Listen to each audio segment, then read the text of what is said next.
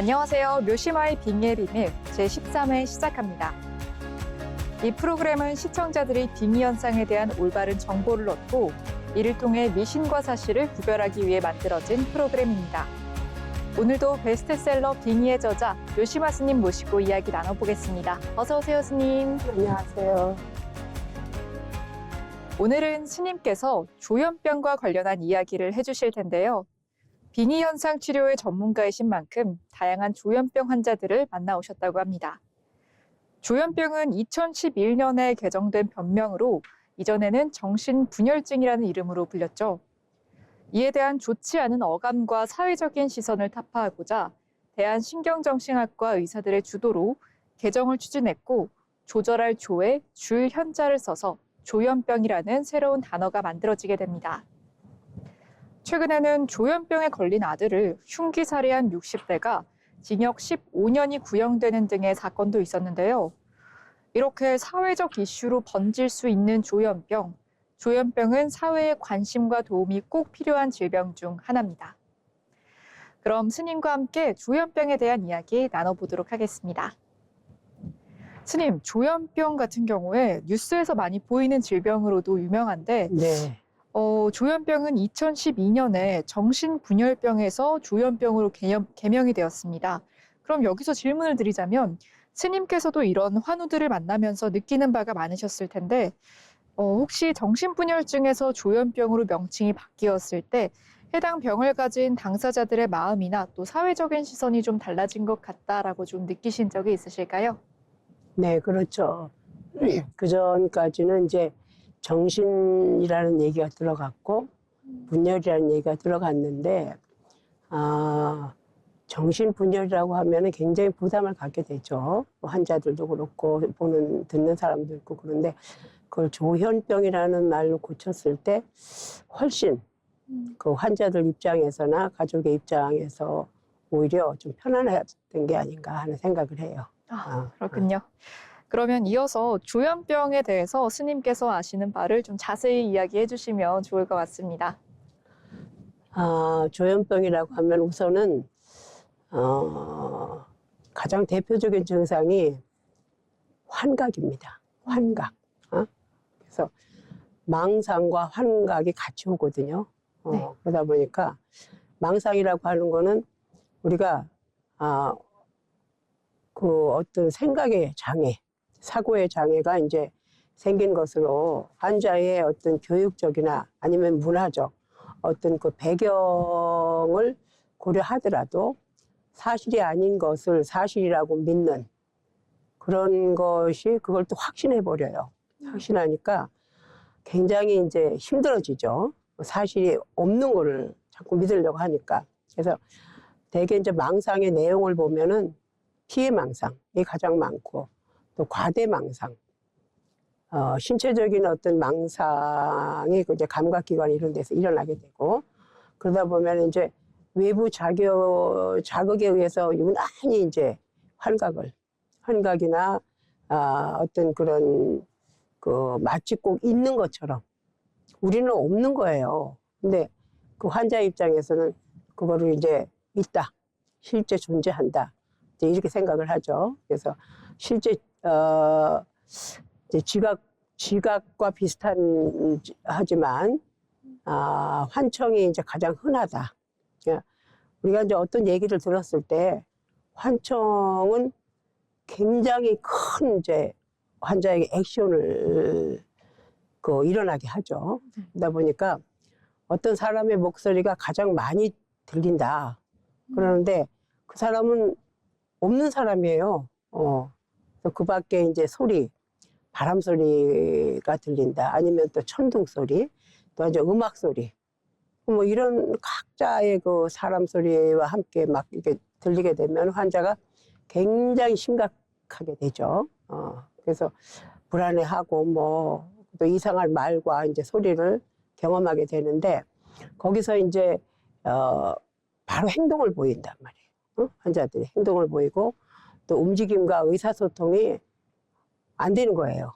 일반 이제 그러니까 우선 이제 긴장을 하게 되고 또 긴장해서 보이는 행동들이 너무나 어색하고 이렇게 되는데 내가 그 있었던 일 중에 어떤 예가 있는데 사람의 모습이 TV 속에서 우리가 이렇게 TV를 보잖아요. 근데 네. TV 속에서 반쪽만 보인다 이거야.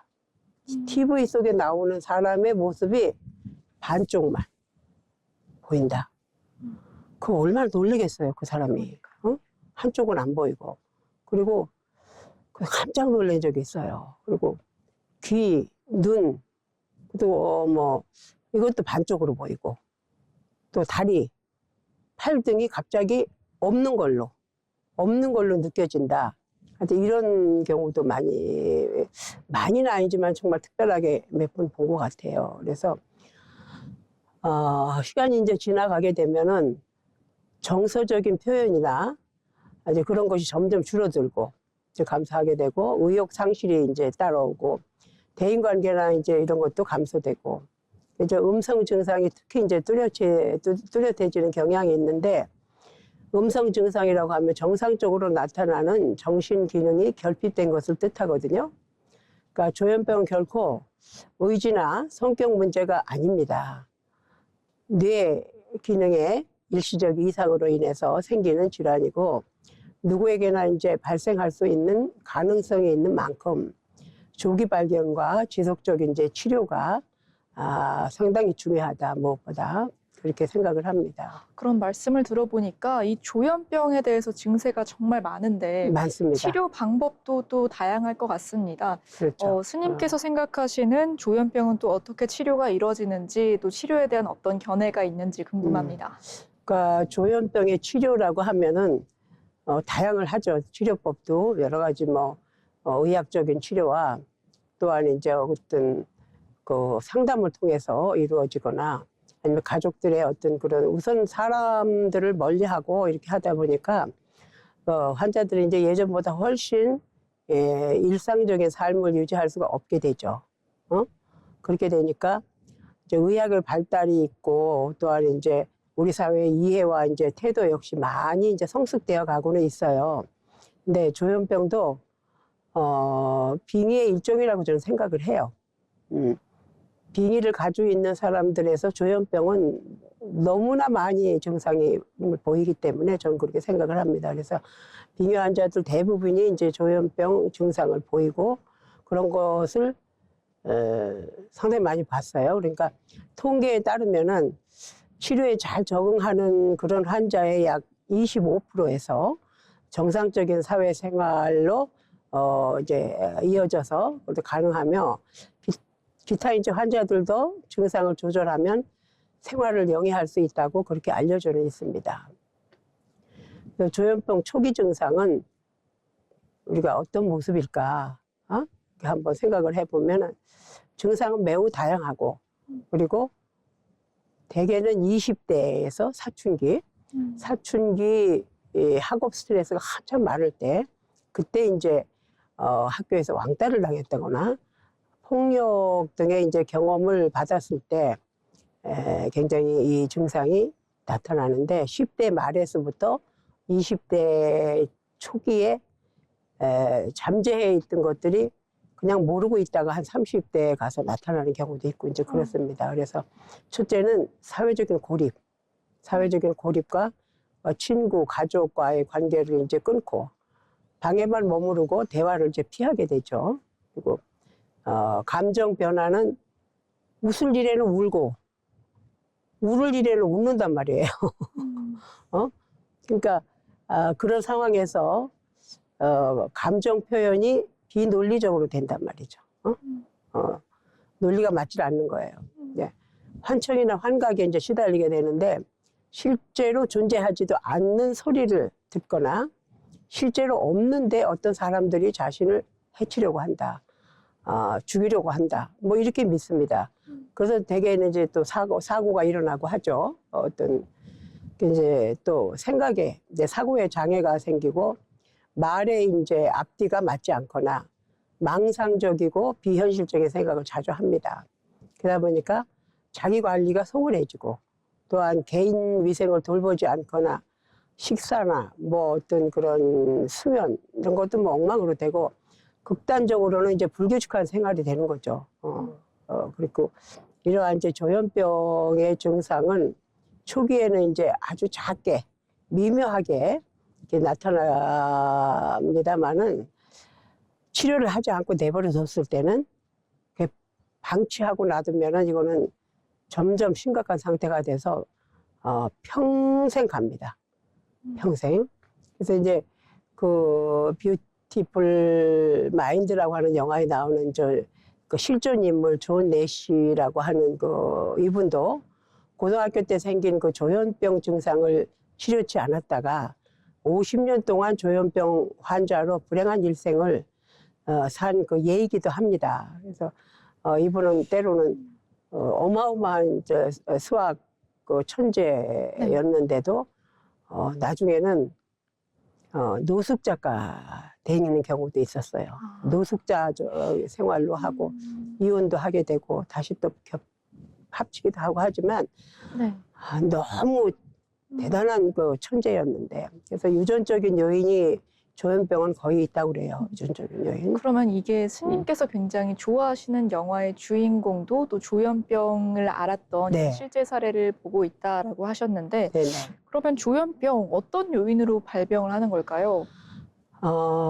대개 보면은 이제 그 발병을 하는 경우에는 아까도 얘기했듯이 학교에서 네. 왕따를 당했다. 그러니까 겪지 않아야 할 고통에 우리가 10대에 폭력을 당했다든지 이랬을 경우에 많이 오고 그다음에 이제 스트레스를 너무 받았을 때 근데 그것이 유전적인 요인이 좀 있다 이렇게 생각을 합니다. 존 내시라고 하는 분도 결국 아드님이 조현병에 나중에 걸리게 되죠. 아드님도요? 예, 예. 그렇군요. 되게 이제 이거 정신의학적으로 보면 아주 월등한 우리 그런 그 작가, 유명한 우리나라 역사적으로 있는 그런 작가님들도 가족이 전부 다 아들이나 뭐 이런 분들이 조현병을 받고 자신도 아버지로부터 받은 그래서 유전적인 것이 상당히 높다. 무시할 수는 없는 예, 유전적인 거네요. 것이 네. 언제 숨어 있다가 유전인자에 있다가 나타나는 거죠. 그러다 보면은 이거를 방치하게 되면은 굉장히 오랜 동안 평생 따라다니는 질병이 조현병이라고 해요. 그래서 두 번째는 그 신경 생물학적인 그런 요인, 뇌 도파민, 세로토닌 이런 그 신경 전달 물질들의 불균형이 있을 때 그 영향을 줍니다. 그리고 세 번째는 이제 환경적인 요인, 출생 전후의 어떤 스트레스, 또 산소 부족. 아기가 태어났을 때 산소가 부족하게 되면은 바로 뇌 이상이 오잖아요. 이제 그런 경우에도 있고 감염증도 거기에 이제 하는데 이런 나이에 이제 유아기 때 부모에게 너무 버림을 받았거나 아니면 이혼이 있었거나 아니면 폭력을 당했거나 가정폭력 부모의 폭력을 당한 사람들이 대개 이 조현병에 걸릴 확률이 높다. 이제 이렇게 봅니다. 그래서 심리 사회적 스트레스가 청소년기에 아주 크게 작용을 해서 가정 불화가 있거나 학업 스트레스 등도 이제 계기가 되는 경우가 많습니다. 그래서 결과적으로 이제 누구에게나 나타날 수 있는 뇌의 질환입니다. 그리고 마음의 병이며 개인의 어떤 성격이나 의지와는 관련이 없습니다. 그러면 지금부터 그 조현병의 실제 사례, 네. 사례가 제가 만났던 사람들의 이제 사례를 소개를 할까 하는데 한 1년 전에 네. 그 상담한 사람인데 30대 여자였어요. 30대 여자였는데 어느 날 이제 사랑하는 남성과 모 호텔에서 만났습니다. 근데 그 만난 후부터 본인을 계속 따라다닌다고 생각을 해요. 그 사랑하는 남자분이. 그래서 이제 밤마다 그 남성의 냄새가 나고 그리고 코 고는 소리와 또한 이제 그 남자한테 붙은 어느 여인이 귀신이라고 생각을 하는 거예요. 그리고 이제 그 호텔에서 봤던 커튼들이 자기도 보게 되고 그 커튼이 움직이고 또 세정제 등을 이제 막 던져요. 이제 매사에 큰 소리로 이제 간섭을 하고 그다음에 폭력을 보이고 본인도 그 남성을 향해서 고함과 폭력을 함께 행하고 그러다가 또 여행 간다고 버스, 기차 등을 타고 정처 없이 어디론가 가요. 그 얼마나 기가 막히겠어요. 혼자 그러고 있는 거예요. 옆에 사람이 같이 있다고 생각을 하고 너무나 특이한 케이스가 돼가지고 내가 지금 소개를 하는 건데 조현병이라는 게 이런 것이다. 근데 그리고 정신과 치료를 받던 중에 그 남성이 이제 나타나서 내 병은 낫지 않는다. 그리고 이제 소리를 쳐요.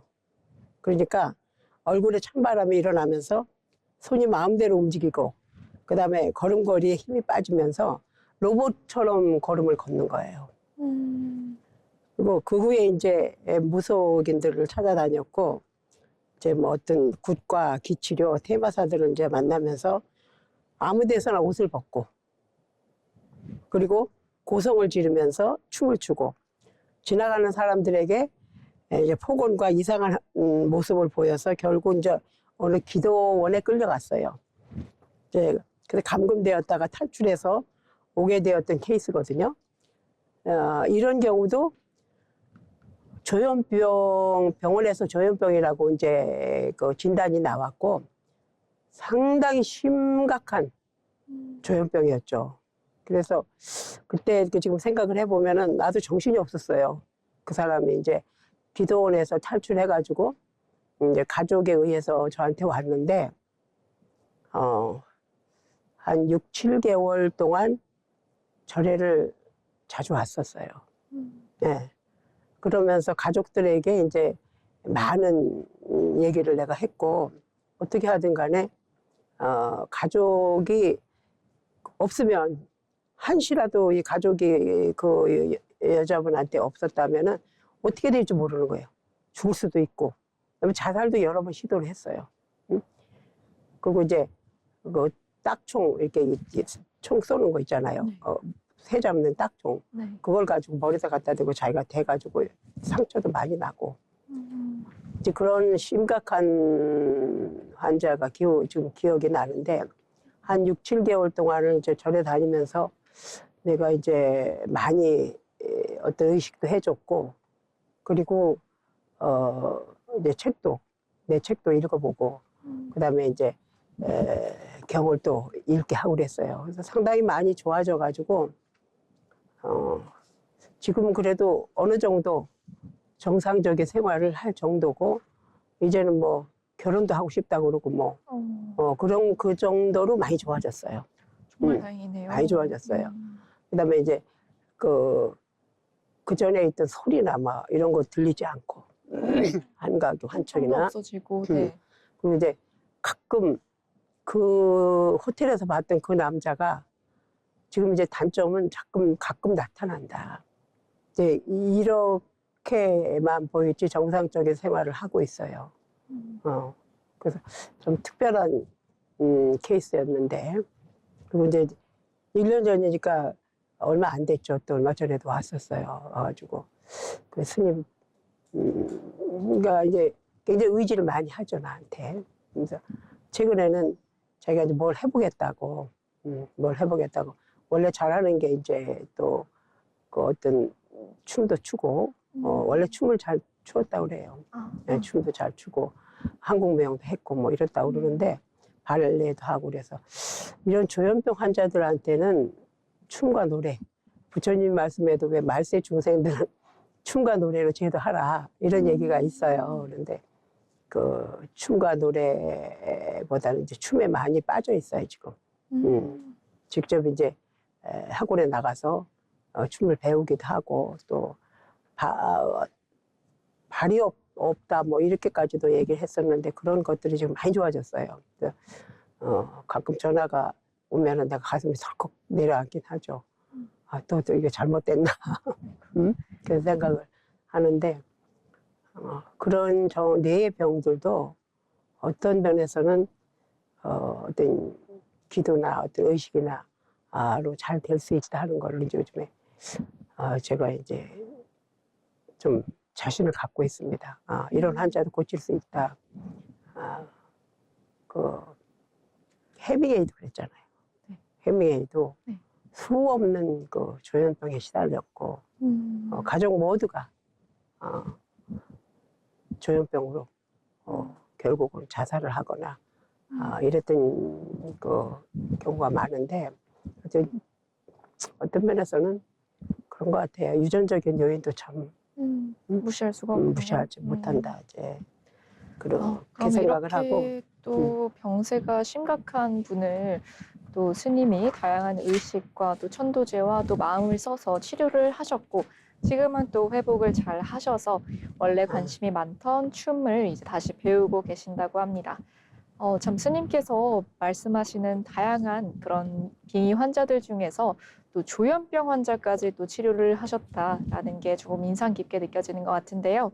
그러면 이어서 제 생각에는 조현병이 본인의 병세를 인정하지 않아서 약을 먹지 않거나 또 이런 것을 인정하지 않아서 약을 복용시키기 어려운 경우가 되게 많다고 들었습니다. 스님께서 의식을 진행하고 이런 환우들을 좀 도우면서 환자가 스스로 조현병이 걸렸다고 자각을 해서 많이 오시나요? 아니면 가족분들이 데리고 많이 오시나요? 대개는 이제 본인은 자각을 하지만 인정을 안 하려고 하죠. 인정하지 않으려고 하고 대개는 이제 가족분들이 어느 만큼 빨리 이해를 하고 이제 알아가지고 환자를 데려올 때는 환자 혼자를 오면은 난 받아주진 않아요. 그렇군요. 네. 아무리 성인이라도 환자 혼자 왔을 때는 그거는 대책이 없어요. 갑작스럽게 이상한 행동이 나올 수 있고 하니까 그러다 보니까 본인은 내가 병이다. 하지만 아주 고집이 세죠. 치료 받으려고 안 하고 병원에 입원하는 것 자체는 너무너무 싫어하고 그리고 자존심은 또 세요. 그 조현병 앓는 사람들이 머리가 나쁜 건 아니거든요. 의외로 머리가 아주 좋은 사람들이 많아요. 그러면서 이제 가족들에 의해서 꼭 오게 되는데 다른 병보다 환청, 환각, 환시 막 이런 게 보이니까 망상이 너무 심하다 보니까 제일 위험한 환자라고 보면 돼요. 자살하려고 하는 환자가 가장 위험한데 두 번째로 이제 조현병을 들 수가 있어요. 위험한 케이스를 보면은. 그래서 우리가 그 사건들이 많이 나잖아요. 누가 나를 죽이려고 해서 내가 누굴 죽였다 하는 이런 그 살인 사건들이 대개 보면은 거기에 조현병에 속하거든요. 조현병 환자들이 그런 행동을 하는 경우. 얼마 전에도 있었잖아요. 나를 죽이려고 하니까 너희들 죽이려고 한다 그러면 여러 명을 가서 그 살해했던 그런 경우 있죠. 그런 환자가 조현병 환자인 거예요. 그러니까 우리 사회에서 가장 무서운 병 중에 정신질환 중에 가장 무서운 게 조현병이다. 이렇게 생각을 합니다. 자살은 혼자 죽고 말지만 조현병 환자는 남을 해야 한단 말이에요. 그래서 굉장히 위험하다. 한 3년 전에 그 남편 되는 부인이 부인의 문제로 저를 찾아온 적이 있었어요. 네, 그분은 이제 캐톨릭 신자라고 생각이 되는데 이제 8년 전부터 정신과 치료를 2년간 받았어요. 2년간 받았고 이제 비만이 정신과 약을 먹게 되면 비만이 온다고 하는 잘못된 생각 때문에 부작용이 있다고 해서 약을 아예 끊어버리는 케이스예요. 그러다 보니까 어느 날 이제 미사에 참석을 했는데 며칠 전부터 이제 하느님과 며칠 후부터 하느님과 의사소통을 하고 그다음에 의사결정도 하느님과 상의해서 하고 그다음에 환청으로 이제 본인이 하느님이라고 들려준다는 거예요. 네가 하느님이다. 네가 메시아다. 이렇게 하니까 모든 가족들의 아무리 충고를 하고 뭐 해도 아니다. 그것은 잘못된 거다. 이렇게 얘기를 해도 전혀 듣질 않고 고집을 부리면서 아주 그냥 남편을 의심하고 외도를 의심하고 전혀 그런 사람이 아닌데 그리고 치료차 이제 그 노래 모임에 이제 그 참석을 하게 했나 봐요, 가족들이. 근데 이제 그 모임에 갔다 온 후부터는 모든 사람들과 시기 질투를 하는 거예요. 거기에 있는 노래 모임에 왔던 분들하고. 그리고 질투가 심해지고 모든 것을 거부하고 남편이 이제 외도를 하고 있다며 벽을 보면서 남편을 욕을 합니다. 남편한테 욕을 하고 감정 기복이 이제 너무 심해서 울고 웃고 그렇게 하면서 방을 따로 쓰고 근데 벽만 바라보면서 하나님과 대화를 해요. 그렇게 하고 영적으로는 몸을 영적인 어떤 그런 기도의 의식처럼 하면서 몸을 움직이는 거예요. 그리고 소리를 지르고 가족들에게 명령을 해요. 이래라 저래라 명령을 하고 그래도 자녀들이 이제 둘이 있었는데 아이들한테도 폭언과 폭력을 쓰고 그리고 내가 하느님이니까 엄마라는 소리 하지 말아라. 난 하느님이다.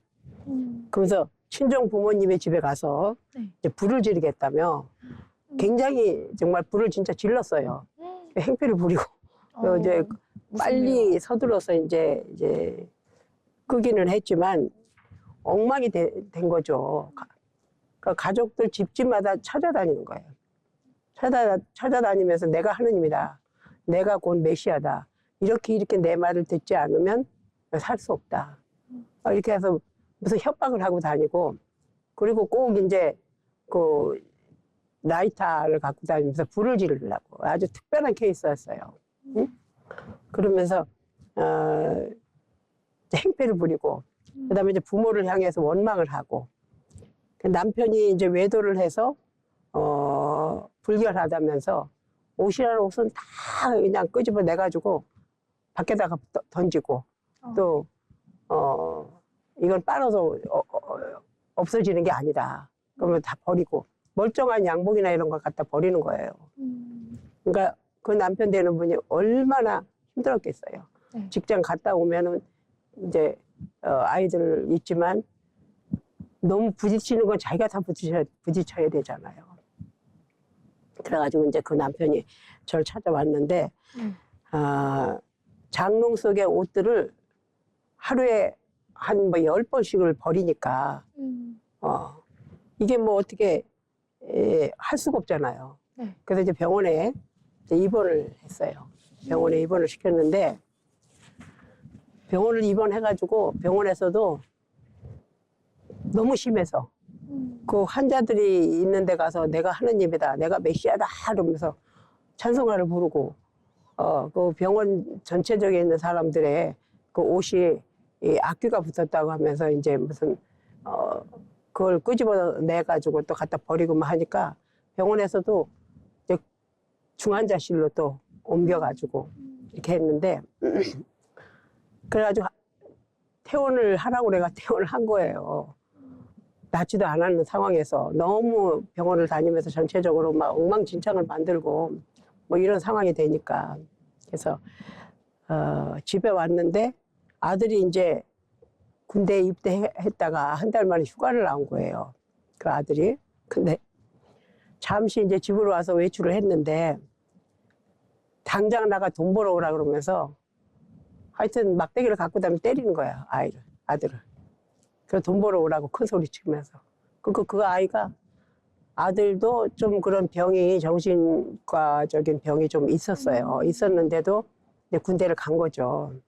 갔는데 그 나중에는 이제 그 벽을 보고 막 기도하는 것처럼 있다가 갑자기 칼을 갖고 나와가지고 아들을 찌른 거예요. 찔러가지고 이제 다리 무릎 밑에를 찌른 거예요. 그러니까 그러고 나서도 자기가 자해를 한 거예요. 굉장히 복잡했어요, 이 환자가. 그래가지고 가족 모두를 이제 하느님이 죽이라고 한다. 그러면서 기운이 얼마나 센지 하여튼 뭐 갔다가 여기 갔다 뭐 하루에도 몇 번씩 이랬는데 그 이제 데리고 왔어요, 저한테. 거의 묶이다시피 해가지고 들어왔어요. 근데 왔는데 그 핸드폰에서 방송 나오는 유튜브가 이제 하느님 말씀 계속 들어요. 그 유튜브에서. 그걸 들으면서 크게 들어놓고 이제 저한테 왔는데 우리 절 식구들이 아무리 말려도 소용없어요. 막 뒹굴고 하는데 이만큼 뛰어요. 몸이 막 뜨는 거예요. 기운이 어떻게 막 할 수가 없고. 병원에서는 그 보호하는 이제 그 남자분들 오달이라고 있어요. 그런 분들이 하는데 우리 절에는 그런 남자들이 없잖아요.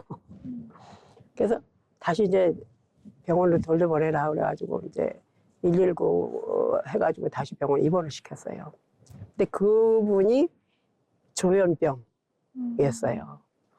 그리고 이제 피해망상 이 아주 심했고, 그다음에 망상이 이제 하나님이다. 대상이 대개 보면은 이 조현병 중에서 신앙의 대상이 하나님이다. 아니면 메시아다. 뭐 어떤 신이다. 네. 이러면은 그 환자들은 너무너무 기운이 세요. 엄청나게. 응? 그런 거를 좀 우리가 느꼈고, 그래서 병원에 입원을 이제 시켰는데 아들도 정신과 치료를 또 아들도 그 칼 맞고 뭐 이러면서 제대를 했죠. 군대 뭐 의과사 제대를 해가지고 같이 이제 정신과 치료를 또 받는 그런 일이 있었고, 이 아들은 또 이제 층간소음에 너무 예민해가지고 그래가지고 이제 그 의사가 제재를 하고 병원에서도 뭐 이랬던 일이 생각이 납니다. 그래서 이걸 보면 이 부인이 네. 오진 않았고 나중에 이제 가족들이 계속 와서 저하고 상의를 했어요. 상담을 하고 그다음에 기도를 하고 뭐 이렇게 해가지고 또 한 몇 달 동안 이제 기도를 했죠.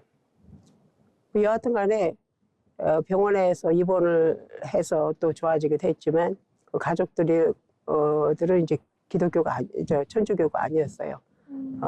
불교였고 남편도 그랬고 그러다 보니까 뭐 지극정성으로 기도를 하고 그랬는데 하여튼 한 3, 4개월 정도 있다가 이제 다시 퇴원을 해서 그러고 하고 이제 나는 그 데려오지 마라.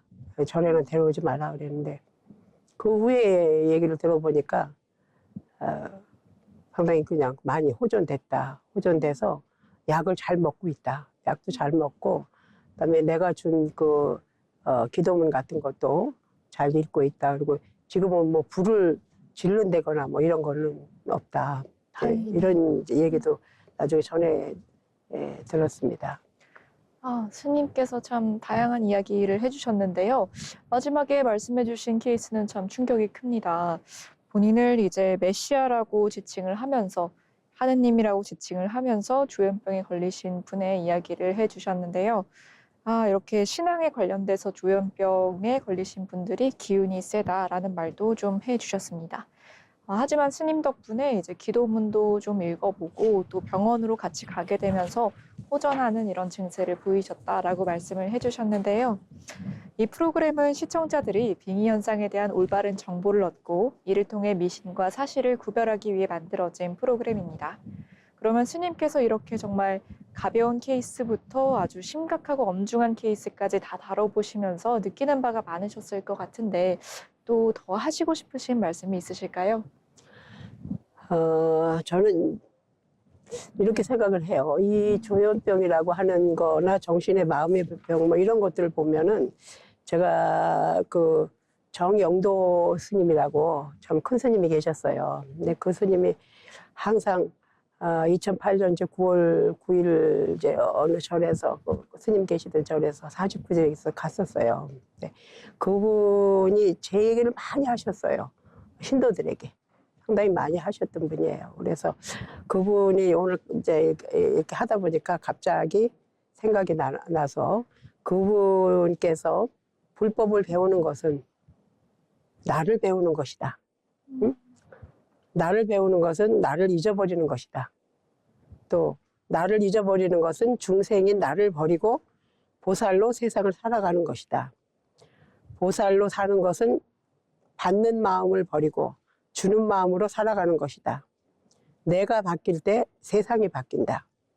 내가 바뀔 때 운명이 바뀐다. 내가 바뀔 때 이웃이 바뀐다. 내가 바뀔 때 사업이 바뀐다.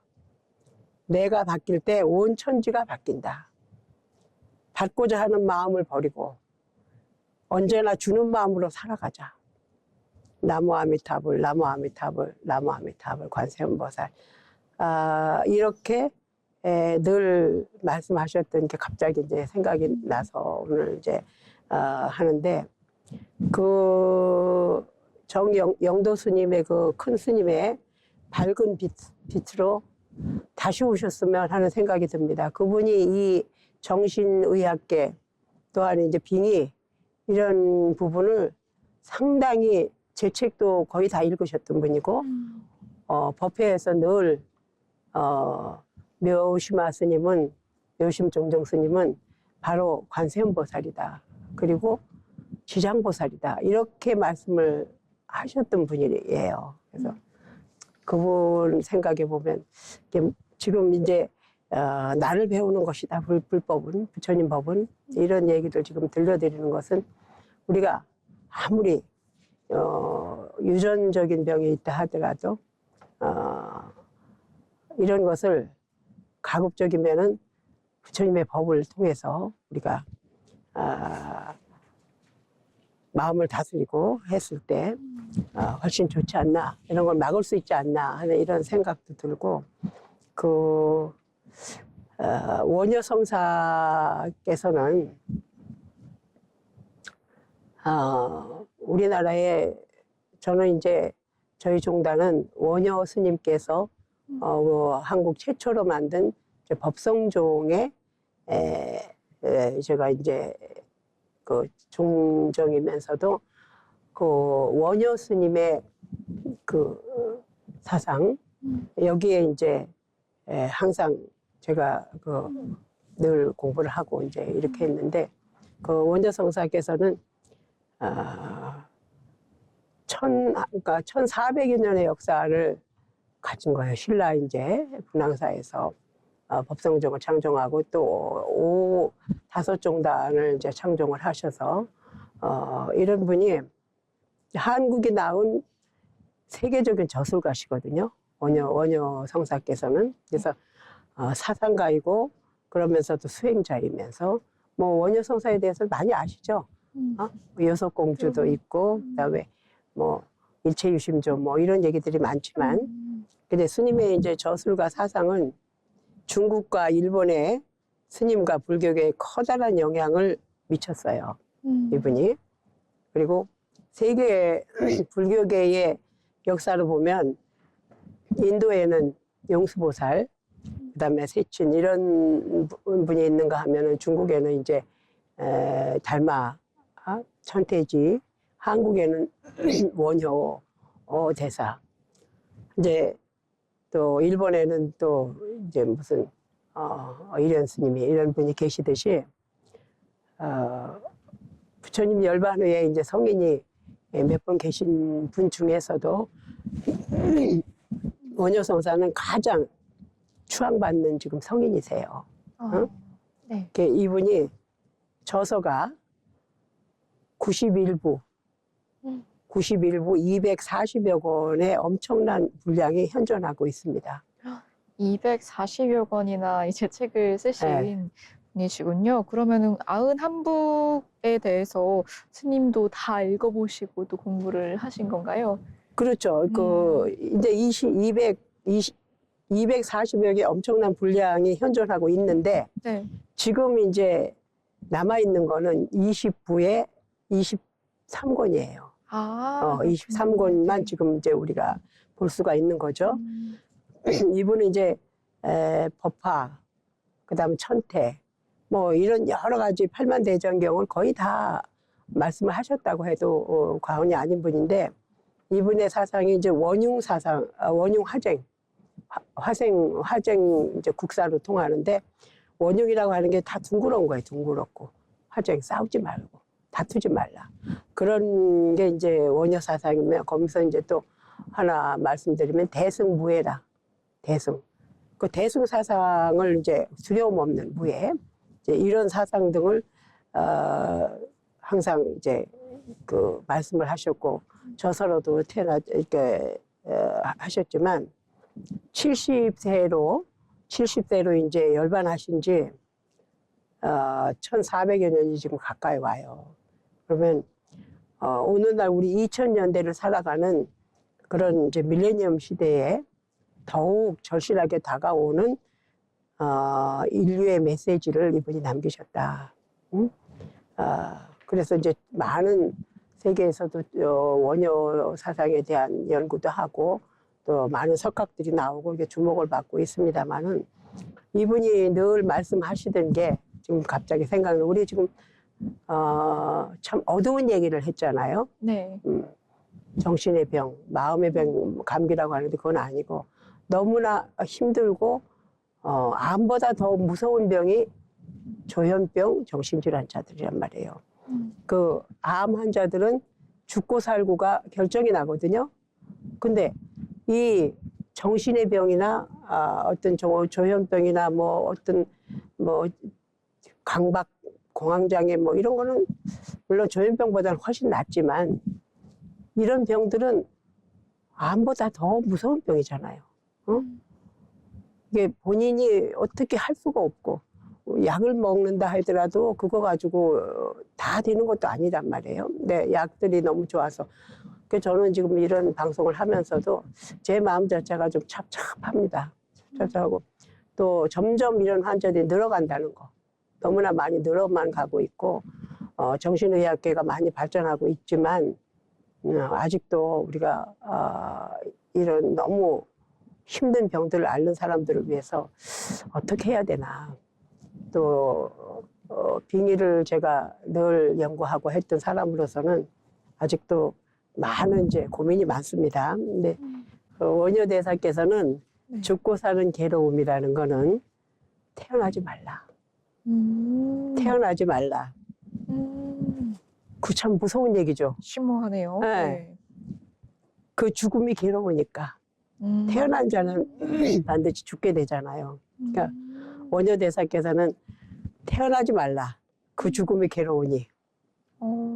또 죽지 말라. 그 태어남이 괴로우니. 이게 삼국유사에 나오는 얘기입니다. 원효 스님의 어록이. 네. 태어나지 말 수도 없고 네.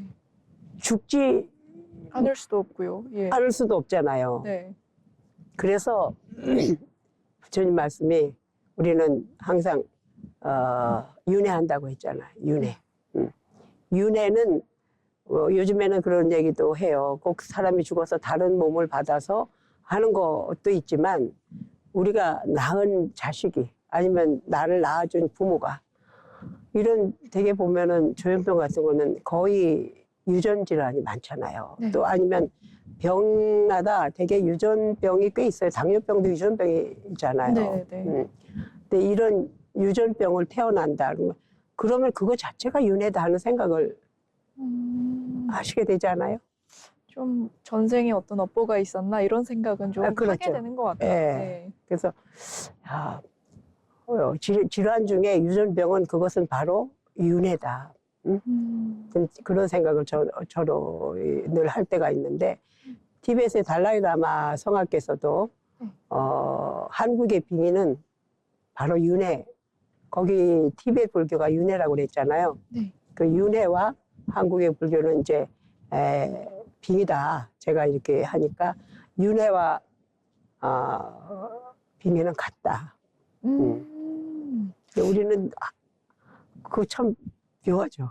예, 이렇게 빙의라는 키워드를 가지고 여러 회차 방송을 좀 진행을 해오면서 또 빙의는 윤회의 결과이다. 또 이런 표현을 들으니까 참 기분이 참 새롭게 느껴지는 것 같습니다. 윤회의 결과가 또 빙의라는 병이 될 수도 있고 하다 보니까 참 이번 생을 참 알차게 남한테 베풀면서 좀 잘 살아야겠다 이런 생각도 좀 드는 것 같고요. 네, 이렇게 스님과 조현병에 대해서 이야기 한번 나눠봤습니다. 한 해를 정리하고 새해를 맞이하는 기분이 되는 요즘 2026년은 병오년이라고 합니다. 붉은 말띠의 해인 만큼 불의 해라고도 불리죠. 내년의 날씨와 기후의 여건은 그리 좋지는 않다고 합니다. 하지만 이런 때일수록 안식년을 삼아서 좀 조용히 책을 읽거나 취미생활을 하거나 평소에 배우고 싶었던 걸 좀 조용히 진행을 해보시는 건 어떨까요? 세상을 더 넓은 마음으로 이해하기 위해서 오늘도 스님과 함께 조현병에 대해서 이야기를 나눠봤고요. 이해를 해보는 시간을 가져봤습니다. 오늘도 시청해주신 여러분 고맙습니다. 다음 시간에도 더 알찬 내용으로 찾아오겠습니다. 감사합니다.